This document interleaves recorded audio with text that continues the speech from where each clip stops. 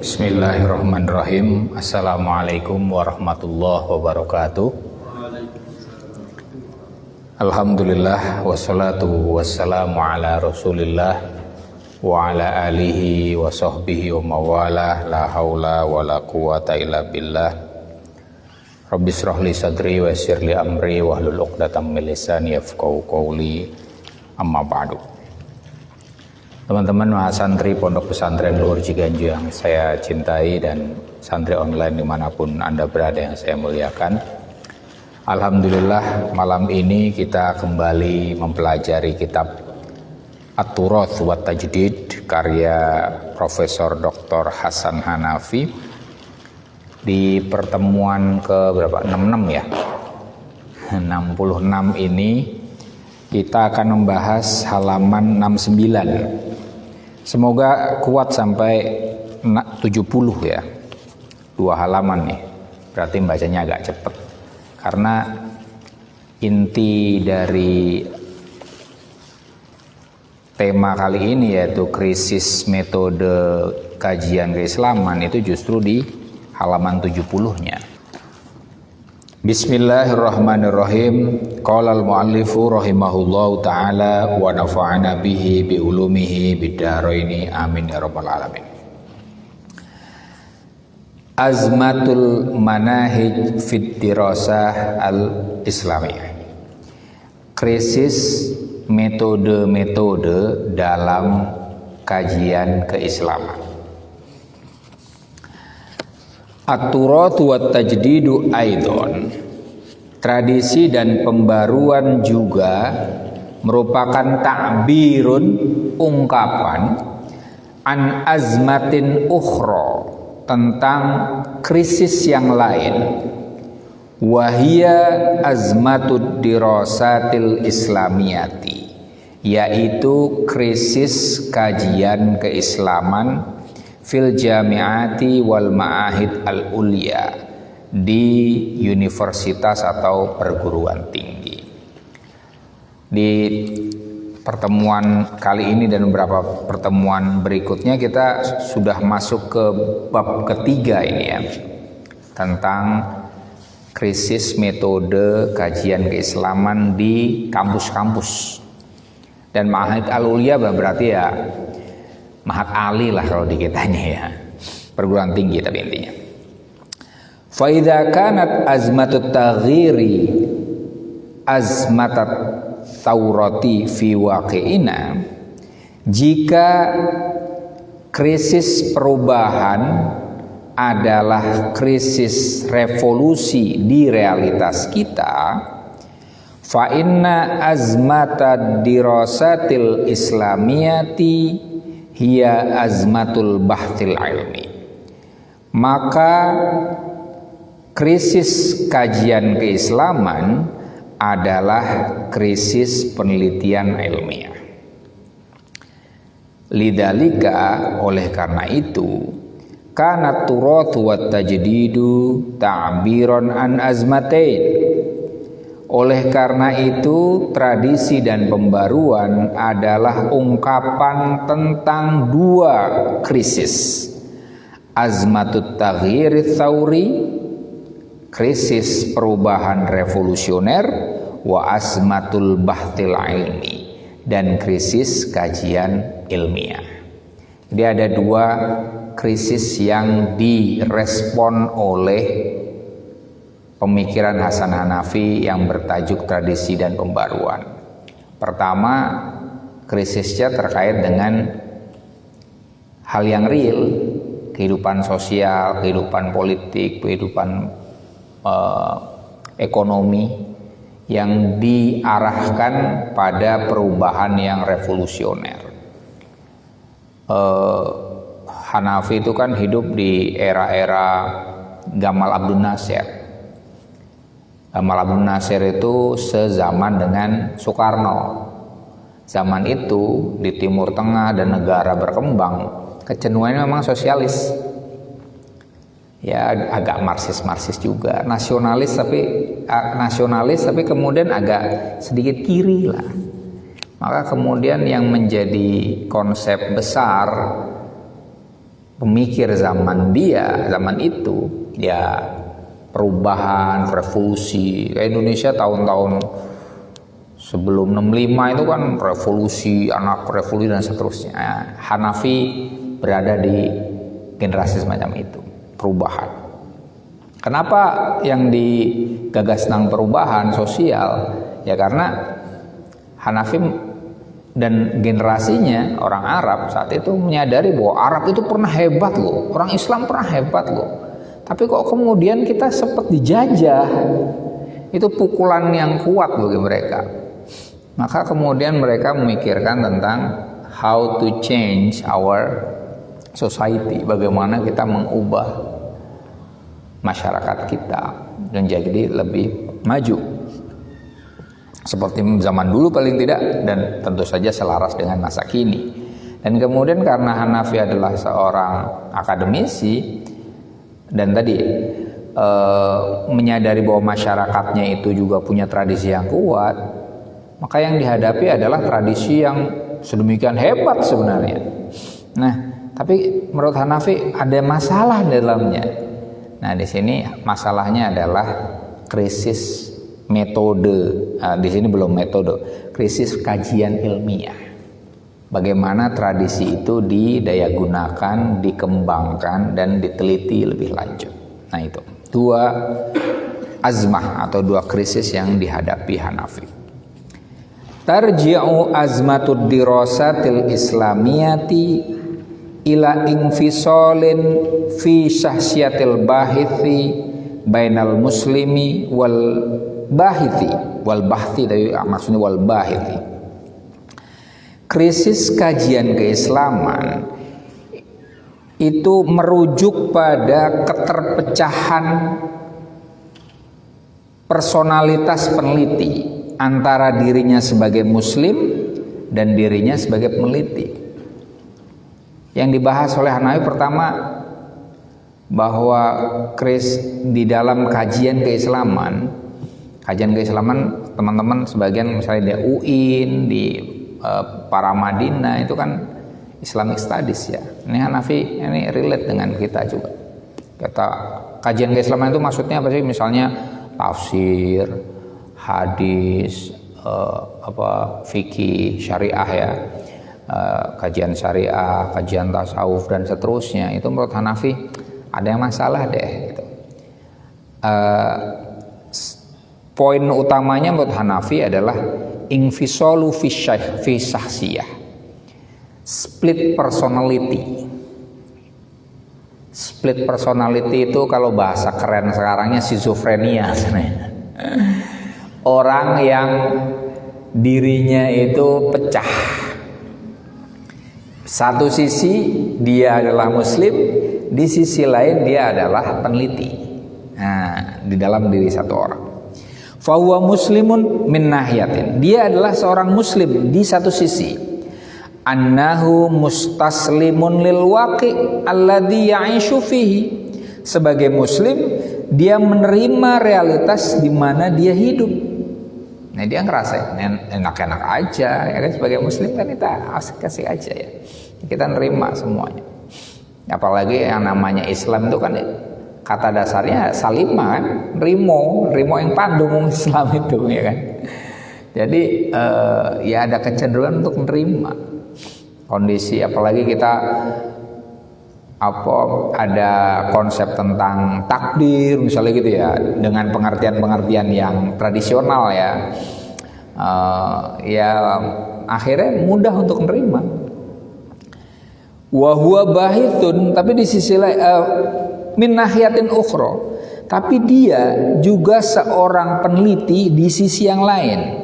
Yadrutsu at-turatha binadratin muhayyidatin, yang mengkaji tradisi dengan sudut pandang netral. Wa ka'annahu yadrusu dhawahira tarikhiyatin khalisatin, seolah-olah dia mengkaji fenomena sejarah murni, la sya'na lahu biha, yang tidak ada urusan dengannya. Tadi sebagai peneliti kan harus netral, Mas. Ya. Sebagai muslim kita mempercayai Ini dilema seorang peneliti Muslim, peneliti tentang kajian keislaman. Itu sebenarnya ada problem kayak gitu.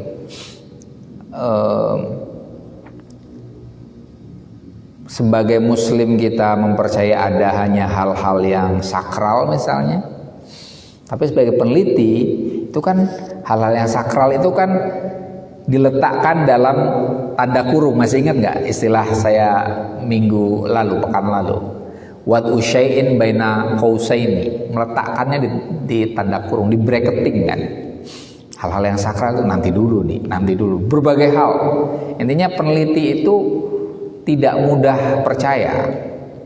Sementara Muslim kita percaya. Paham ya maksudnya ya? Itu salah satu problem kajian keislaman adalah infisom itu. Kita berada dalam dilema sebagai Muslim di satu sisi yang menerima agama kita, dan sebagai peneliti di sisi lain yang dituntut untuk objektif dalam mengkaji apapun. Fihinin, padahal di saat yang sama, an-naturotha, bahwasanya tradisi, kama arodna, sebagaimana telah kami ungkapkan, itu qadiyatun sahsiyatun lil bahith, urusan personal peneliti. Li'annahu yantami ilaihi, karena peneliti itu berafiliasi pada tradisi, fikron secara pikiran, wahadorotan secara peradaban, walugotan secara kebahasaan, wa masdaron secara sumber, wa masiron dan secara takdir. Kita dituntut untuk sebagai peneliti dituntut untuk objektif tentang tradisi, tapi kita itu berafiliasi dengan tradisi itu. Pikiran kita berasal dari situ. Itu dilema ya. Contoh misalnya kalau kalian ikuti ada tuh peneliti kita yang dahsyat di Amerika, Pak Mun'im Siri itu, beberapa hari yang lalu dia memposting tentang kajian tentang Abu Hurairah. Menarik itu, Abu Hurairah. Dia tentang Abu Hurairah, hadis-hadisnya. Dia pro kontranya kuat dari zaman dulu. Tapi beliau ya tadi posisinya sebagai Muslim, tapi sebagai peneliti itu pasti ada ada dilema sedemikian rupa. Nah, gitu ya. Ini sama. Kita tidak sebagai Muslim tidak bisa 100% lepas darinya, karena itu bagian dari kita. Oke. Yahdusu hadal infisom, schizofrenia atau split personality atau keterpecahan diri itu terjadi karena apa?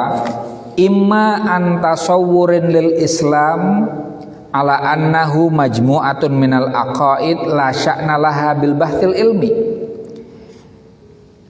Orang bisa pecah kesadarannya tentang tradisi karena satu, konsepsi keislamannya menyatakan bahwa Islam itu hanya sekumpulan keyakinan yang tidak ada hubungannya dengan penelitian ilmiah. Udahlah, Islam itu cuma keyakinan, gak ilmiah.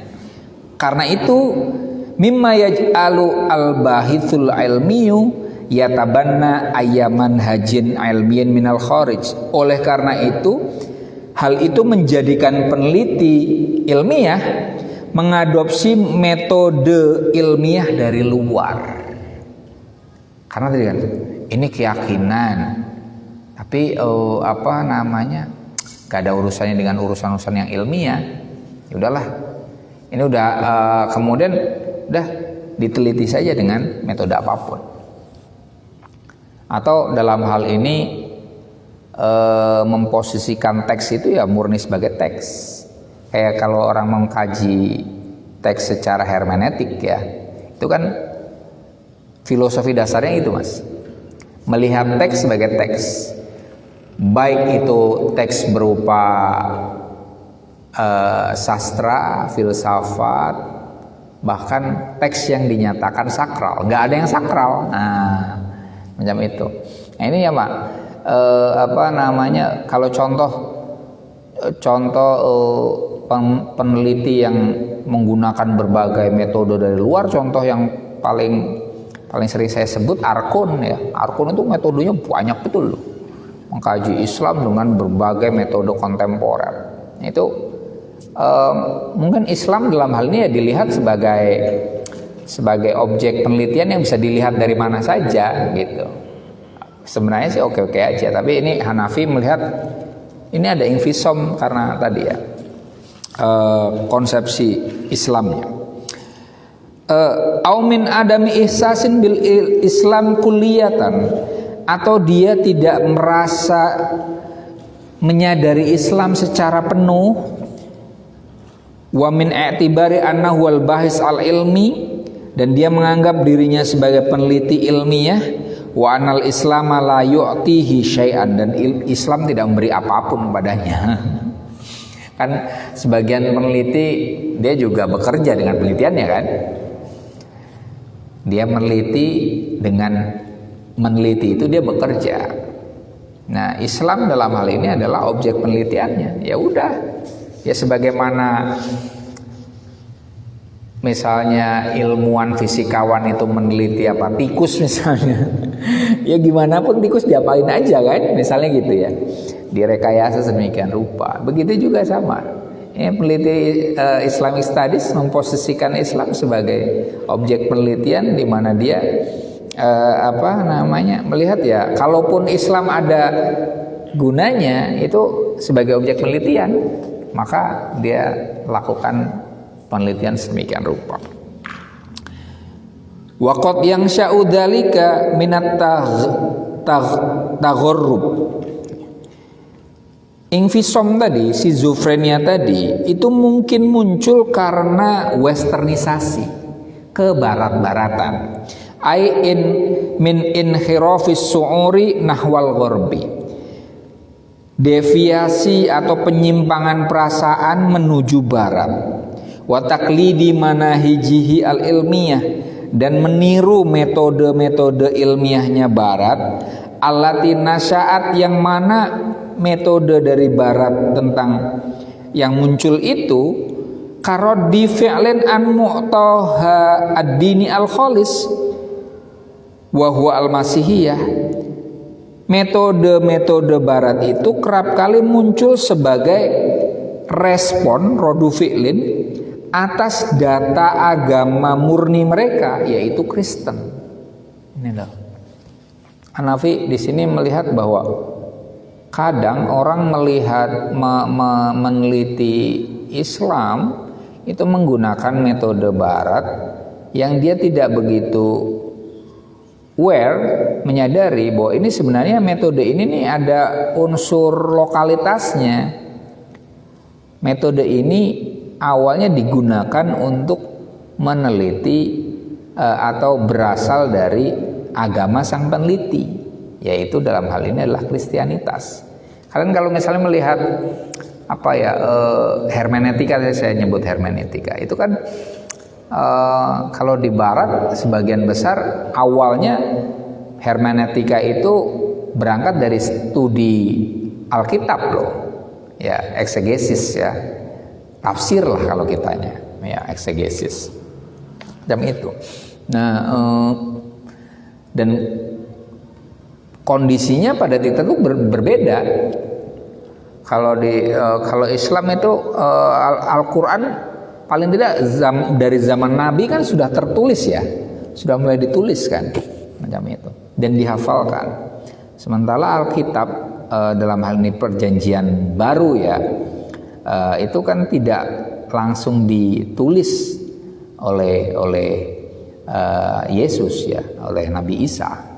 Tapi kemudian murid-muridnya, dan ini ada beberapa yang menuliskannya. Maka kemudian metode untuk mengkaji Injil itu, kabar-kabar bendera tentang Yesus itu kan metode cek historisitas teksnya itu dulu ya.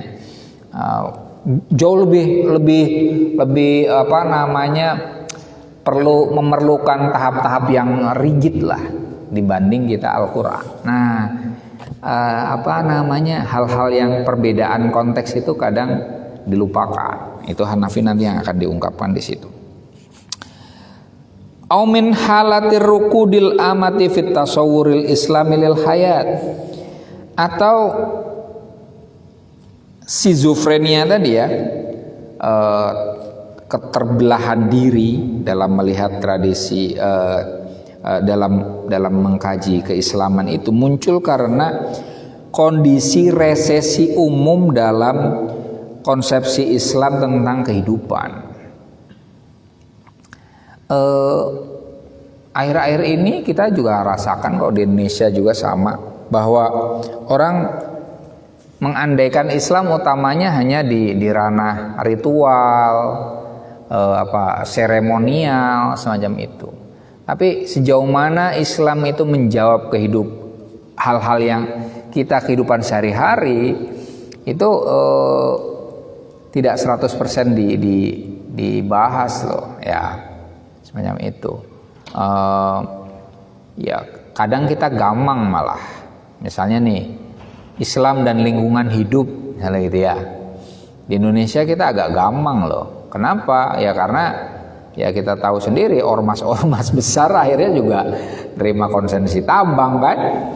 Itu repot ya, sebagai contoh semacam itu. Nah, relasi tentang bagaimana tentang ketimpangan antara yang kaya dan yang miskin di Indonesia, bagaimana pengangguran di Indonesia, bagaimana penjagaan dan merawat orang-orang tua di Indonesia. Ya, itu hal-hal yang apakah sejauh mana Islam membahas itu. Nah, itu kalau itu tidak terjawab juga muncul infisom, Mas. Orang Islam bahas apa sih? Gitu loh. Anak-anak muda juga ini relate loh sebenarnya. Coba bayangin kalau kalian, mungkin Mas Faik mulai ngajar nih sekarang, udah S2 kan? Itu misalnya ngajar pendidikan agama Islam misalnya gitu. Itu bayangannya kalian harus gedor anak-anak dulu loh itu, bahwa yang kita pelajari itu relate dengan mereka. Kalau enggak itu belajar agama Islam apa sih, gitu-gitu aja gitu loh ya. Karena tadi sejauh mana Islam itu relate dengan kehidupan kita enggak. Kalau enggak ya enggak menarik gitu. Oke. Wa fid dirasa al-islamiyah allati lam tastati an tu'til bahis muqabilan lil mahanahij al-gharbiyah. Resesi juga muncul di dalam kajian keislaman yang tidak bisa memberikan kepada peneliti pengganti bagi metode barat. Jadi metode barat, kalian kalau ada bukunya Julian Baggini tuh, Julian Baggini, Philosophical Tools kalau nggak salah judulnya, pokoknya tentang metode-metode filsafat itu banyak betul. Menarik, ada banyak metode baru yang muncul semacam itu. Nah, kemudian kita raba-raba nih di Islam, metode harus ngeraba-raba dulu. Itu kalau kemudian nggak ketemu, akhirnya juga sama, akhirnya lari. Contoh misalnya begini deh, saya pernah ngalami kok. Saya pulang dari Mesir, kemudian saya sempat kuliah di ICAS, dulu namanya ICAS. Bahasa pengantarnya bahasa Inggris. Saya angkatan kedua tuh. Di situ yang dipelajari filsafat Islam murni. Tapi ujung-ujungnya Mas Faik juga pernah ngalami lah. Kalau sudah menguasai mula sadra, sepertinya udah selesai filsafat. Jadi urutannya adalah Al-Kindi yang dipelajari ya, Al-Kindi, Al-Farabi, Ibnu Sina, tapi kemudian nggak ke Ibnu Rus. Ibnu Sina ini nanti kan Ibnu Sina dikritik oleh Al-Ghazali, tapi Al-Ghazali yang diambil cuma Mishkatul Anwarnya saja. Lantas kemudian dari Ibnu Sina ini muncul selanjutnya adalah siapa namanya, Suhrawardi. Kemudian dari tasawufnya dimunculkan Ibnu Arabi. Nanti terakhir nih, mula sadra itu adalah menggabungkan antara masyaiyah, tasawuf ala Ibnu Arabi dan juga isyraqiyah. Artinya kalau sudah menguasai. Nah, di titik itu saya galau, Mas. Ini mungkin kalian tadi, ini saya setelah menguasai mula sadar, ini gimana kalau saya tadi membahas tentang misalnya konsesi tambang, itu nggak bahasnya itu pakai filsafat Islam klasik gitu. Bingung kita. Tentang politik sekarang, masa kemudian bahasnya pakai Madinah Fadilah, Al-Farabi, ya kan? Itu waktu itu saya galau. Waduh, ini masa saya kemudian masih belajar di ini aja, bagaimana saya menjawab persoalan kontemporer gitu kan? Maka saya kemudian S2 saya kan 2. Saya S2 di IKES, kemudian S2 di UI. Di UI belajarnya ya filsafat kekinian. Lama-lama saya nggak kuat untuk belajar berdua gitu kan, ya waktu dan seterusnya kan. Kemudian ya saya pilih yang benar-benar belum pernah saya pelajari dengan tuntas lah. Akhirnya saya di UI, yang saya selesaikan di UI. Yang IKES cuma 2 semester kalau nggak salah. Nah itu, saya kemudian mulai dapat jawaban bahwa filsafat Islam itu keren setelah baca buku Ad-Dinani namanya, Al-Qawaid Al-Falsafiyah Al-Amah fi Falsafah Islamiyah, 2 jilid. Nah di situ itu saya ternyata filsafat Islam keren. Tapi itu lama itu setelah saya udah S3 udah jadi dosen lah, baru ketemu lagi. Itu contoh azmah dirosah al-Islamiyah. Kalau kita tidak mendapatkan hal yang menarik dari tradisi kita bisa meninggalkannya. Itu ya. Saya artinya pernah mengalami infisom. Pernah. Kemudian Yansa'u hadal mauqif ats-tsalis fil infisal anturathinal qadim wa tabiyatina liturath al-gharbi. Sikap infisom tadi yang ketiga ini disebut al-mauqif ats-tsalis. Itu terjadi karena keterputusan dari tradisi lama dan keterpukauan pada tradisi Eropa atau Barat. Wa hum mustatuna hanikuna ghodibuna, mereka bertebaran, marah, murka, lam tahilla masakiluhum fil bahsi, persoalan mereka tidak terurai di dalam kajian tentang manhaj, metode, yumkinuhum biwasitotihi, yang memungkinkan mereka dengan sarana metode itu, hilu jami'i masyakilihim al-watoniyah wa thaqafiyah wal ilmiyah, mengatasi semua persoalan nasional mereka, persoalan kebudayaan mereka, dan persoalan ilmiah mereka. Jadi kalau masih tradisi ditinggalkan terlalu memuja Barat, atau tadi ya dua dia masih galau di dua ranah tadi, maka kemungkinannya anak-anak muda akan keluar minimal dari tradisi, atau mereka juga mungkin demonstrasi tadi ya, tapi paling tidak sih sebenarnya keluar dari tradisi. Kayak di Arab saat ini nih, setelah ISIS ya, itu kan ateisme dalam pengertian orang nggak percaya kepada Tuhan ya, bukan ateisme yang kita bahas kemarin. Itu banyak loh di Timur Tengah, orang yang kemudian EGP lah dengan agama, itu banyak ya, karena ini tadi mereka merasa ini tradisi bisa jawab apa terhadap problem kami.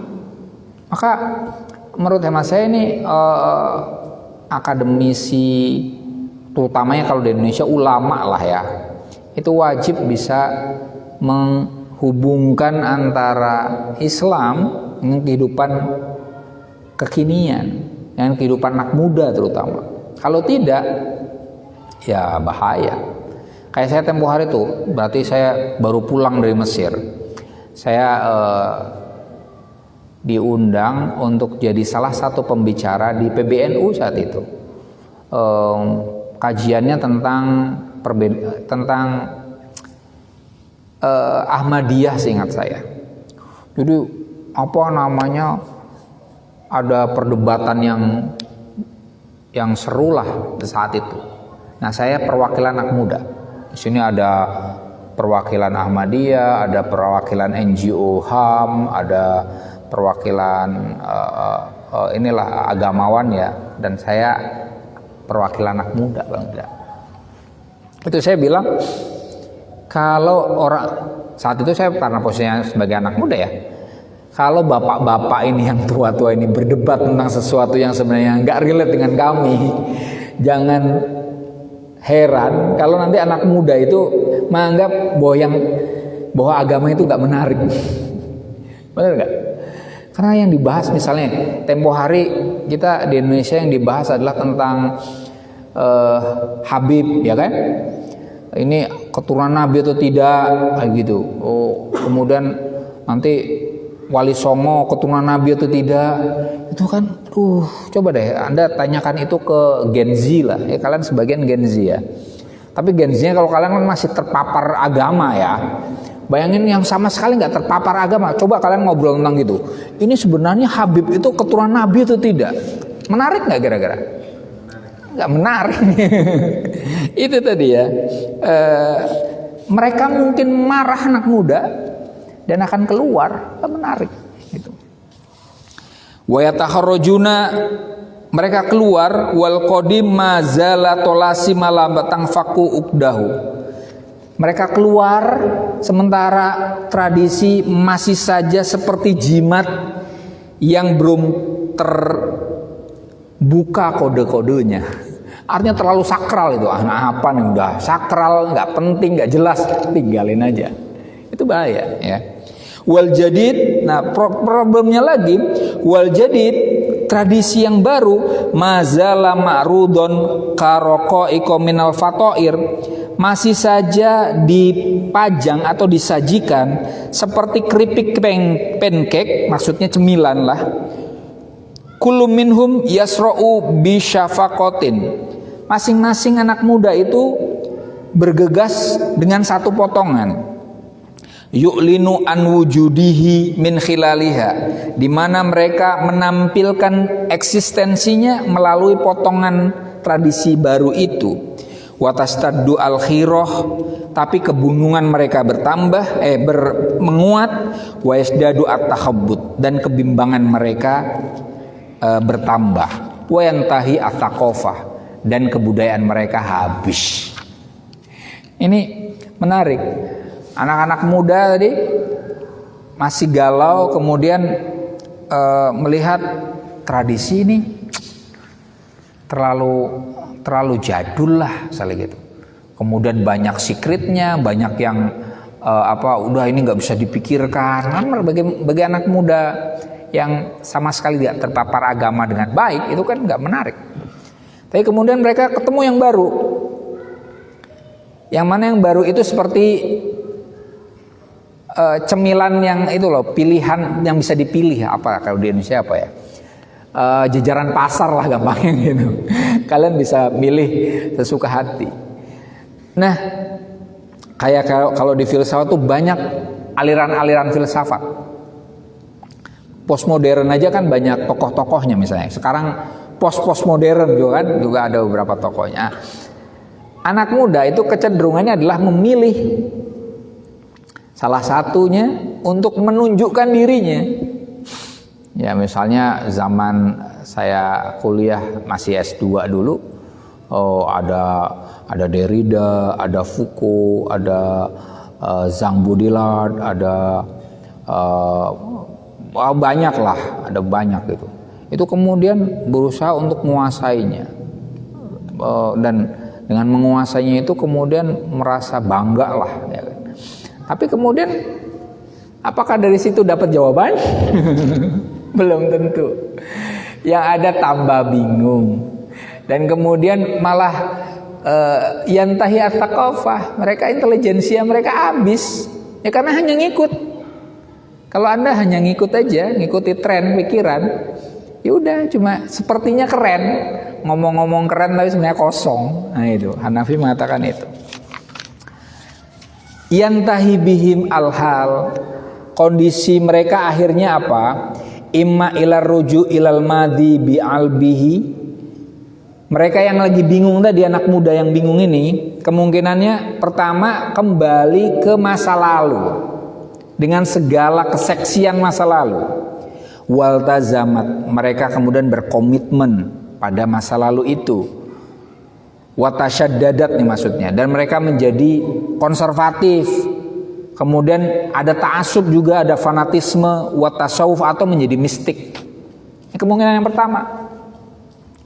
Kalau dengan masa kini, ya, masa lalu tadi kan, masa lalu terlalu banyak, ya kayak jimat, kayak selain jimat apa sih namanya, tolasim itu apa sih, raja, yang kita bingung lah apa sih ini, katanya, oh ini hebat nih, tapi kita nggak paham juga, nah itu.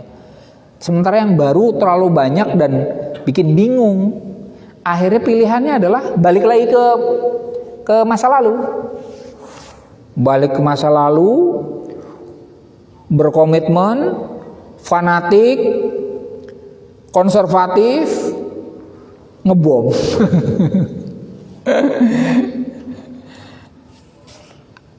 Au adzihab ilal jadid bi'ilbih, atau anak muda itu lari ke yang baru dengan segala kemolekannya, duna fahmin minhum lahu, tanpa pemahaman tentangnya.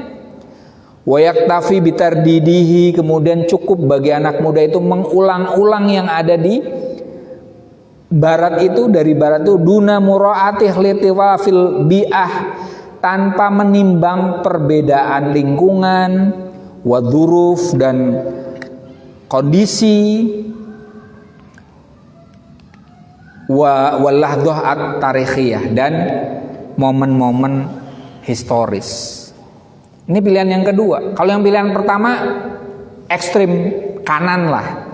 Kalau ini ekstrim kiri, tapi sebenarnya dia nggak terlalu paham-paham amat dengan budaya masa kini. Dia hanya mengulang-ulang, misalnya dalam hal ini pemikiran diulang, tidak paham bahwa ini kondisinya seperti apa, sekarang seperti apa, apakah ini relate dengan kita atau tidak, ya. Jangan-jangan cuma ngikuti tren saja, seperti tadi saya bilang, tahun awal-awal tahun 2000-an lah ya, tahun 2000 sampai sebelum Trump naik lah, ya. Trump itu tahun 2015 ya. Ahok itu kapan tuh? Pokoknya zaman 2014 ya. Berarti kurang lebih kalau di Indonesia ya, dari awal 2000-an sampai tahun 2014 itu masa emasnya postmodernisme, poststrukturalisme. Tapi setelah 2015, setelah Trump dan kesini sudah mulai decline, sudah mulai nggak begitu diterima. Nah, itu hanya mengulang-ulang aja, padahal beda tempat, beda pemikiran, beda respon, ya.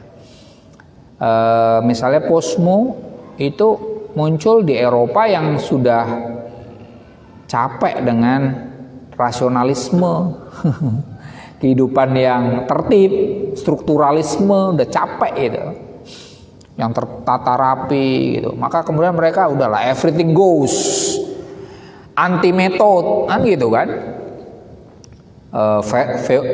Fireban itu kan, fireban maaf, itu kan anything goes, semuanya boleh, metode apa saja boleh. Yang namanya benar salah itu perspektif gitu kan. Kenapa mereka semacam itu ya? Karena mereka sudah terlalu tertib, terlalu rasional. Coba kalau kita ngikut, orang kita rasionalitasnya masih kacau misalnya gitu kan. Masih kacau, kemudian belum begitu tertib, yang ikuti nggak tertibnya doang, itulah. Ya, artinya ada momen-momen yang tadi lahdoh tarihiyah bi'ah duruf yang beda-beda. Nah, ini kalau hanya cuplik sana cuplik sini, maka kita hanya jadi bebek yang nggak tahu apa yang diikuti, gitu ya. Wa yatanassalu al-insanu man madihi. Seseorang bisa menolak masa lalunya khosotan idza lam yas'ur bi annahu juz'un minhu. Utamanya apabila orang itu tidak merasakan dirinya bagian dari masa lalu itu. Lihtilafi dinihi ma'aturothi, karena perbedaan antara agamanya dengan tradisinya. Ini Hanafi mengomentari di kalimat ini ya, dia mengomentari orang-orang Arab, pemikir Arab yang cenderung menolak tradisi Arab Islam. Nah itu mereka, kenapa semacam itu? Karena mereka mayoritas non-muslim ya. Karena non-muslim mereka menganggap ini yang diomongin ini tradisi Islam, nggak ada urusannya dengan kami. Nah mereka kemudian menolak gitu ya, yang fasil minhu ya. Wa katsiran ma, kerap kali yuaddi at-tagharrubu at-thaqafiyyu ilal hijrah al-fi'liyah. Kerap kali westernisasi kebudayaan mengakibatkan migrasi secara aktual. Ba'da hijratis su'ur, setelah migrasi kesadaran. Ini menurut Hanafi, dia melihat gini, orang yang sudah ke barat-baratan secara kesadaran dan pemikiran, biasanya nanti akhirnya dia lebih baik pindah aja deh gitu, bermigrasi. Memang banyak yang kayak gitu. Lagi pula kalau dibandingkan antara kehidupan di Mesir sama di Prancis, ya kan lebih enakan di Prancis ya. Timur Tengah kecuali negara-negara yang petrodolar itu baru enak ya. Tapi yang tidak petrodolar seperti Mesir ya mereka akhirnya pergi ke negara-negara yang maju. Tapi Hanafi dia melihat gini, ini orang biasanya setelah pikirannya pindah, tubuhnya juga ikut pindah gitu. Kalau di Indonesia kita apa? Kabur aja dulu ya kan? Itu karena apa? Bukan karena westernisasi kan, bukan. Karena hidup di Indonesia nggak jelas. Beda kasus di Indonesia. Au yadhillu mustatan bainahuma, atau seseorang itu terpecah belah antara yang lama dan yang baru, dunal kudroh ala ahdi mauqifin hadoriyin lahu, tanpa kemampuan untuk mengambil sikap peradaban terhadap salah satu dari dua hal tadi. Fahuwa mulfakun marotan, dia sekali waktu merekayasa baik tradisi lama maupun baru. Wa khalitun marotan, dan di waktu lain dia menjadi pencampur atau pensintesis antara yang lama dan yang baru. Wa yadillu khaifan bainal itsnain, dan dia takut terhadap keduanya. Ini Hanafi melihat ada sebagian orang setelah bingung antara yang lama dan baru, dia milih salah satunya, atau dia mungkin merekayasa salah satunya dan menggabungkan dua-duanya, tapi dia juga ada kecenderungan takut kepada dua-duanya gitu. Ya karena dia sebenarnya tidak benar-benar punya kesadaran peradaban kalau bahasanya Hanafi di sini. Kesadaran peradaban itu dia mengkaji sesuatu di mana sesuatu itu disadari betul, dijadikan bagian dari dirinya, dan kemudian direspon secara penuh, bukan sekedar mencari sensasi semacam itu. Nah, kenapa ada yang takut? Ya karena kadangkala itu cuma cari sensasi doang. Orang yang hanya mencari sensasi ya dia akan kecenderungannya akan penuh ketakutan ya. Tapi kalau tidak ya dia oke-oke aja. Walamma kana kullu khata'in fil hukmi yantiju asasan an khata'in fil manhaj. Mengingat semua kekeliruan di dalam keputusan itu dihasilkan oleh kekeliruan dalam metode, wa kullu kaswin jadidin ya'ti aidon an kaswin fil manhaj, dan penyingkapan atau penyelidikan baru itu hadir juga dari penyelidikan tentang metode. Fa innal halah al hadirah lid dirasat al islamiyah, maka kondisi masa kini terkait dengan kajian keislaman wal ahkam allati tasduru alaiha, dan keputusan-keputusan yang muncul dari kajian keislaman, takshifu an azmati fi manahij ad-dirasah, menunjukkan adanya krisis di dalam metode kajian. Nah, ini yang kita bahas sesungguhnya. Hanafi mengatakan kalau ada keputusan itu kerap kali keputusan itu keliru karena metodenya keliru, caranya keliru. Intinya yang ingin dikatakan adalah metode itu penting. Benar atau salahnya suatu penelitian, satu ungkapan itu kerap kali ditopang oleh benar atau kelirunya metode yang dipakai. Maka kemudian menurut Hanafi, kenapa sekarang kondisinya ada persoalan, nanti akan ditunjukkan oleh Hanafi persoalannya itu di mana. Itu karena tadi ada faktor krisis di metode. Wa tatakhallasu hadhil azmah, ringkasan dari krisis tersebut asasan fi adami tatobukil manhaj al-mutba' ma'a maudhu'id dirasah nafsihi. Krisis itu intinya terjadi karena ketidakselarasan metode yang diikuti dengan objek yang dikaji. Objeknya apa, metodenya apa. Nah, itu Hanafi melihat problem utamanya di situ. Khosotan idza kana al-maudhu' nafsuhu manhajan au yahtawi ala manhajin kamin fihi. Terutama apabila objek penelitiannya adalah metode atau sesuatu yang mengandung metode di dalamnya. Ketidakselarasan metode dan objek itu misalnya di Islam ini kan ada istilahnya sakralitas ya. Ada sakralitas. Kalau kemudian metode yang dipakai adalah menghilangkan sakralitas, ya maka ungkapan yang disampaikan oleh peneliti itu ya satu tidak begitu selaras dengan objeknya, kedua kemungkinan untuk ditolak oleh umatnya, kan gitu kan. Nah ini jadi objek dengan metode harus selaras, kalau tidak ya melenceng kemana-mana. Kayak misalnya begini, contoh bahwa mengkaji cinta, mengkaji cinta, pakai logika bisa nggak? Nggak bisa. Itu suatu ranah yang beda, nggak bisa. Nah itu sebagai contoh ya. Misalnya kita ketemu orang, cowoknya ganteng bule, misalnya gitu ya.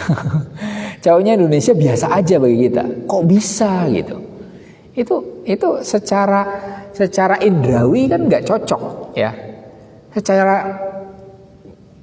Cara pikirnya kita orang Indonesia juga nggak cocok, tapi secara hati beda lagi. Nah itu loh. Ya, jadi antara metode dengan objek itu harus ada keselarasan. Kalau tidak, ya kita tidak akan dapat hasil dari apa yang kita teliti, gitu ya. Fa innal ghalib ala hadhil manahij al-mutba'ah annaha illam takun mudadatan tamaman li tabi'atil mawdu' wa manhajihi fa inna al-aqall la tattafiq mahu. Kerap kali metode yang diikuti itu bertolak belakang 100% dengan karakter objek dan metodenya, atau minimal tidak sesuai, bertolak belakang atau tidak cocok. Misalnya gini ya, kalian kalau syarokol ya, apa yang asrokol, badru alaina gitu kan, mahalul qiyam itu. Saya pribadi kadang nangis loh, gak tahu deh, mungkin lagi ada masalah kali. Kadang lagi itu ngerasa hikmat gitu, rasa hikmat gitu. Nah, kenapa itu nggak bisa dijelaskan? Nggak bisa dijelaskan 100% itu. Di kehidupan ini kadang fenomena itu tidak bisa dimatematikkan seperti 1 + 1 2 gitu, semacam itu kan. Ada hal-hal yang lain. Dan itu penelitiannya ya kadang meleset ya. Intinya ada hal-hal yang berlapis-lapis yang ditelitinya itu harus cocok, kalau tidak ya mudot tadi ya, bertolak belakang ya. Wa hadhil manahij, metode-metode ini laisat madrusatan min qablu, belum dikaji sebelumnya, walaisat mutbiqatan an wa'yin kamil, dan tidak diterapkan dan tidak diterapkan dengan kesadaran yang sempurna. Walakinnaha sya'i'atun bainal mustaghilina bid-dirasah al-islamiyah. Tapi metode itu populer di antara orang-orang yang bergelut di kajian keislaman.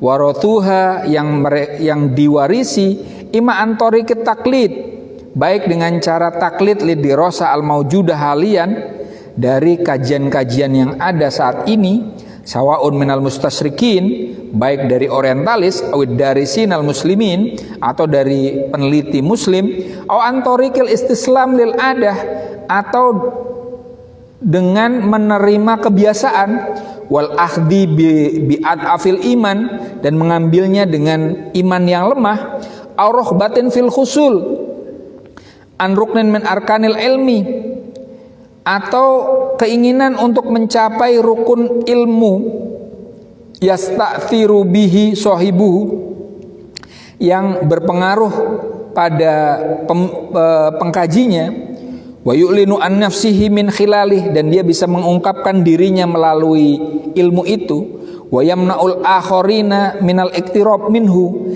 dan mencegah orang lain untuk mendekati metode itu, badaan asbaha hakron alaihi, setelah dimonopoli olehnya, ahrohbatin fi kasbin, atau keinginan untuk mendapatkan penghasilan, autom an fi mansibin, atau berambisi pada suatu posisi, au husulan ala darojatin, atau untuk mencapai derajat badilan anil fikri fi surati kitabin muqarrarin, sebagai ganti dari pemikiran dalam bentuk buku diktat. Ini Hanafi membahas tentang sumber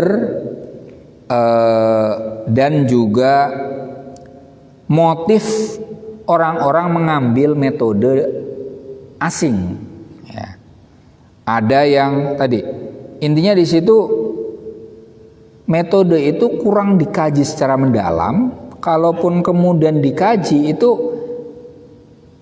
urusannya sebenarnya bukan karena ingin mengkaji sesuatu, tapi ya untuk keren-kerenan aja lah, gitu. Untuk keren-kerenan aja. Nanti di hakron, kayak misalnya ada pakar tertentu yang kemudian dia dinyatakan sebagai pakar psikoanalis misalnya gitu. Jadi dia mengkaji keislaman dengan psikoanalis. Maka kemudian seolah-olah kalau mengkaji Islam dengan psikoanalis ya ngerujuknya ke dia gitu. Atau misalnya kalau zamannya Abdurrahman Badawi itu eksistensialisme kan Abdurrahman Badawi banget ya, kayak gitu ya. Personalisme misalnya juga sama semacam itu. Hanafi bilang apa komentarnya untuk orang-orang yang mengambil metode asing semacam itu? Huna yaskutu syartul ilmil asasi wa huwa al-bahsu. Di sini syarat ilmu yang asasi atau yang pokok itu gugur. Apa itu syaratnya? Al-bahs, meneliti. Wa yatahalwalu at-ta'lifu ila dhahiratin khairi ilmiyatin duna tafkirin jiddiyin. penulisan buku misalnya berubah menjadi fenomena yang tidak ilmiah tanpa pemikiran yang sungguh-sungguh fil manhaj al-mutba' lil bahis, pada metode yang diikuti oleh sang peneliti. Madza yuridu bidurasati, apa yang diinginkan dengan kajiannya, wa ila ayyi syai'in yahdif, dan apa tujuan dari kajian itu. Ini Hanafi mengatakan kalau metode penelitiannya itu tidak diteliti secara mendalam, hanya comot sana comot sini, itu sebenarnya yang bersangkutan gugur dalam rukun pertama mendalami suatu ilmu. Apa itu? Meninjau ulang. Jadi intinya begini, Hanafi mengatakan kalau Anda mau meneliti sesuatu kan perlu metode. Nah, metodenya harus ditinjau dulu. Itu ya. Biasanya kalian ini kan ditanya, apalagi kalau di filsafat tuh, metodenya apa gitu kan. Tapi kemudian metode ini mau ditinjau pakai apa? Ya pakai rasionalitas dan pakai kecocokan aja sebenarnya ya. Pakai korespondensinya dia dengan objek saja. Kalau nggak cocok ya jangan dipakai gitu ya. Nah, ini Hanafi mengkritik orang yang asal comot metode. Lidzalika, oleh karena itu, fa inna i'adata torhi mas'alati tafkir al-manhaji fi ma yata'allaqu bid-dirasat al-islamiyah yumkinu biwasitatihi ihya'uha min jadid. Oleh karena itu, mempersoalkan kembali pemikiran metodologis yang berhubungan dengan kajian keislaman mungkin digunakan sebagai sarana menghidupkan kajian keislaman. Ya. Menjadi dari baru. Di kajian keislaman tadi Hanafi bilang dalam kondisi krisis nih. Nanti akan disebut apa penyebab krisisnya. Salah satu penyebabnya adalah metodenya nih, kita nyomot sana nyomot sini. Nah, apa yang harus dilakukan? Tafkir manhaji, pemikiran metodologis. Artinya metode itu ditinjau dulu ya sebelum melakukannya. Nah, kalau ada tinjauan metodologis, maka diharapkan kajian keislaman menjadi bangkit lagi. Litajannubil ahkam al-khati'ah asyaiyah, untuk menghindari keputusan keliru yang populer, walirobtiha bihayati dari sinal kudama wal judud, dan untuk mengkaitkannya dengan kehidupan peneliti lama dan baru. Madamat turathu qadiyatan watoniyatan, sejauh tradisi itu adalah persoalan nasional, wabitali aturasu qadiyatun sahsiyatun wa jama'iyatun, tradisi adalah persoalan personal dan sosial. Lisubbiha dahilat thaqafah al-watoniyah, karena tradisi tertuang di dalam kebudayaan nasional.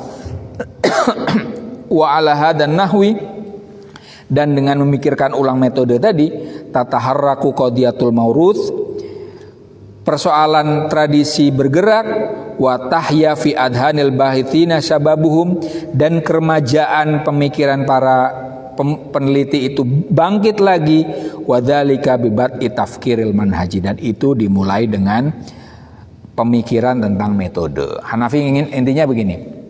Ya, untuk membangkitkan lagi kajian keislaman, maka yang diperlukan adalah memikirkan ulang metode semacam itu.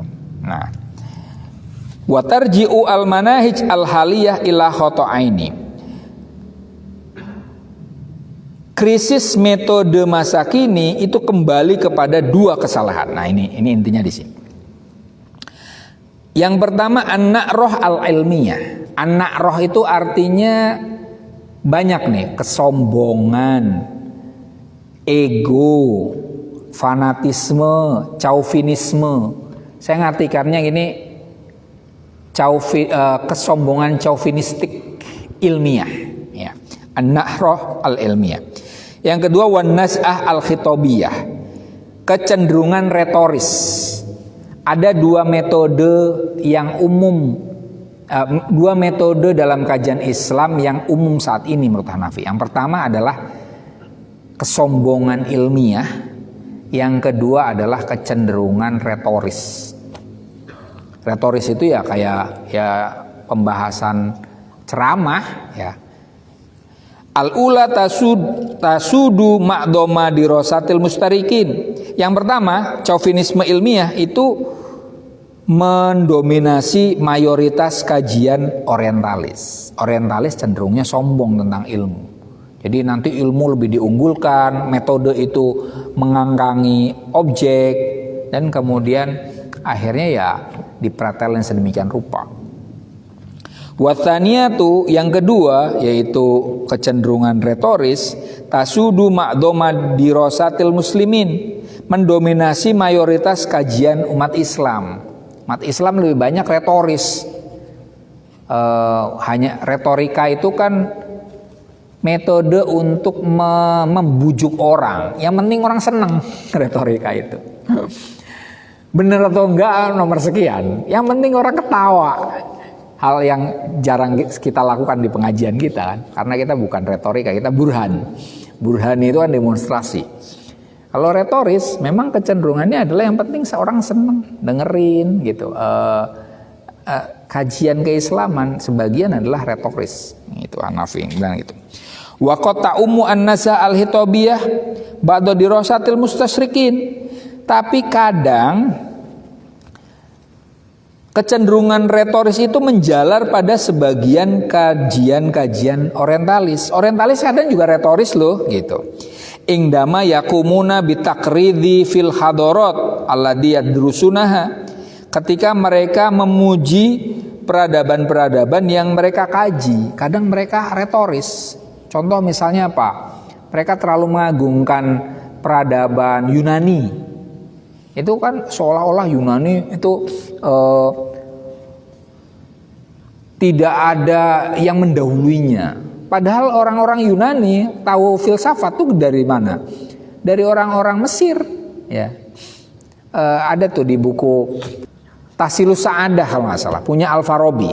Tahsilus Sa'adah itu ada dijelaskan di situ bahwa filsafat itu filsafat dalam pengertian bukan filsafat ya, dalam pengertian al-hikmah, kebijaksanaan itu pertama dikenal di kalangan Kaldaniyin, orang-orang Irak. Kemudian pindah ke Misriyun, ke orang-orang Mesir. Kemudian dari Mesir pindah ke Yunaniun, ke Yunani. Dari Yunani pindah ke Suryaniun, orang-orang Syria, Damaskus dan seterusnya. Baru kemudian Arabiyun, ke Arab. Itu Al-Farabi kan sampai di situ kan. Arab nanti pindah kemana? Ke Eropa, ya kan? Ke Eropa. Saat ini masih di Eropa lah. Nah, ini Hanafi bilang bahwa mustasyrik atau orientalis itu kadang juga retoris ketika terlalu mengagung-agungkan peradaban tertentu. Kama qata ummu anna roh al ilmiah dirasatil muslimin. Kadang chauvinisme ilmiah itu menjalar ke kajian orang-orang Islam, nadron li tabiyatim lil mustasyrikin, karena mereka mengikuti orang-orang orientalis. Jadi kalau orang orientalis itu kadang kan meremehkan hal ihwal ya, orientalis yang lama ya. Dan kemudian orang-orang Muslim yang terpengaruh juga melakukan hal yang sama. Nah itu listi'malihim asya'i wal masyhur duna tafkirin manhajin aula. Karena mereka menggunakan hal-hal yang populer dan masyhur tanpa memikirkan metode terlebih dahulu. Kulal khoto'aini roji'ani ila tobi al-hadari likulli fi'atin minal bahitin. Dua kesalahan itu kembali kepada karakter peradaban masing-masing kelompok peneliti. Jadi Hanafi mengatakan, kenapa ada yang sombong dengan ilmunya, ada yang hanya retoris suka hal-hal yang rame-rame saja. Itu karena kesadaran peradaban yang menentukan orang semacam itu. Alhamdulillah nih, dengan baca cepat 2 halaman selesai. Itu saja untuk malam ini. Kurang lebihnya mohon maaf. Wallahul muwaffiq ila aqwamit thoriq. Wassalamualaikum warahmatullahi wabarakatuh.